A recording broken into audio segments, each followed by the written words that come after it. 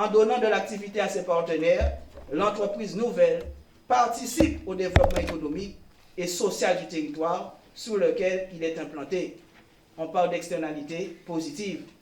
On perçoit donc la nécessité pour le décideur de favoriser ces initiatives et qui participent à l'attractivité et à la compétitivité sur le territoire. Le développement des compétences entrepreneuriales permet à la fois d'augmenter le taux de création d'entreprises, la pérennité de ces derniers et d'emploi, et de renforcer et stabiliser les entreprises créées en les rendant plus compétitives, assurant un écosystème dynamique. L'entrepreneur guadeloupéen, le contexte dans lequel il vit et se développe. Alors, dans les années 70-80, dans notre imaginaire collectif guadeloupéen, la réussite était basée sur l'accession à la fonction publique. La probabilité d'intégrer la fonction publique était forte et on pouvait ainsi faire carrière dans un même poste et au sein d'une même structure. D'ailleurs, on entend encore les grands-parents et les parents dire « passons au concours ». La fonction publique attirait et garantissait une certaine sécurité de l'emploi. Pendant ce temps, on a certainement accusé un retard au niveau de la culture entrepreneuriale. Un nouveau paradigme ces dernières années. Face à la montée du chômage sur le territoire, les évolutions de mentalité, à l'accès facilité aux informations et à la formation, aux dispositifs, à la nouvelle perception des individus, beaucoup de Guadeloupéens accumulent de l'expérience ailleurs ou ici, puis lancent leur business pour certains motivés, pour certains motifs évoqués plus haut. On intègre petit à petit qu'un bon artisan peut gagner mieux sa vie qu'un fonctionnaire ou s'il avait fait le choix d'être salarié ou ouvrier. Aujourd'hui, le taux de création d'entreprises sur notre territoire est un bon indicateur de l'expansion de l'entrepreneuriat et du changement de paradigme économique.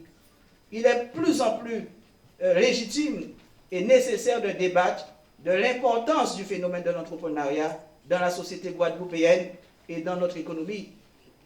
Entreprendre est une activité difficile et bon nombre de créations d'entreprises se soldent par un échec. Il convient de se pencher sur les causes de ces échecs, dont certaines sont connues, et d'y apporter des réponses. Quelques chiffres. Au premier trimestre 2019, 1365 entreprises ont été créées, selon les chiffres de l'INSEE, l'Institut national de la statistique et des études économiques.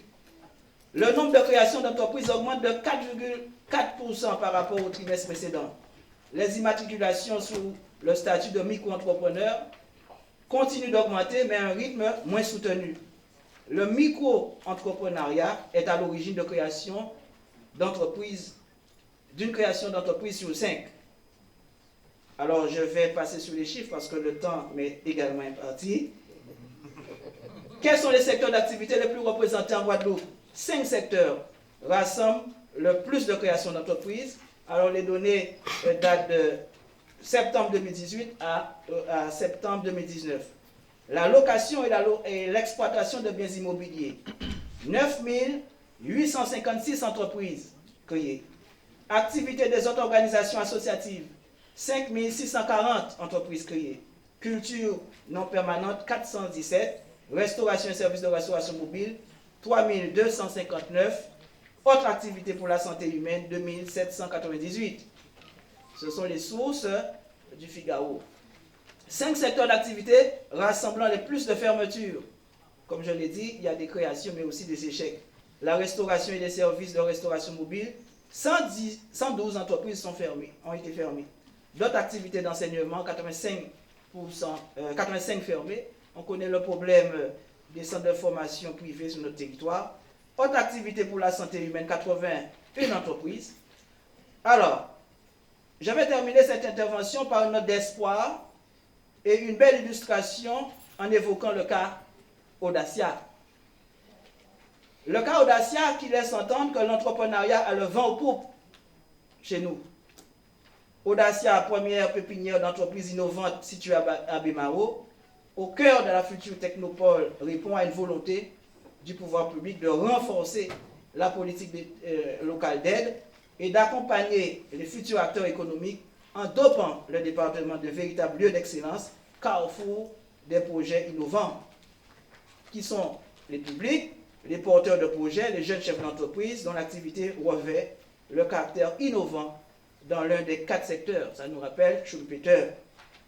Les secteurs, l'énergie renouvelable, les NTIC, donc nouvelles technologies de l'information et de la communication, l'agrotransformation, les sciences de l'ingénierie.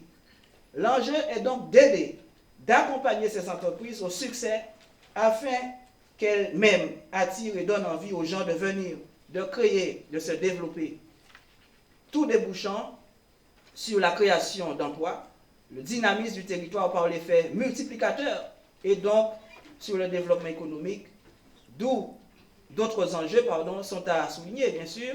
Il s'agit de la transition écologique et énergétique. Je finis dans quelques secondes. Alors, conclusion, prospection. La Guadeloupe est aujourd'hui confrontée à un taux massif de chômage.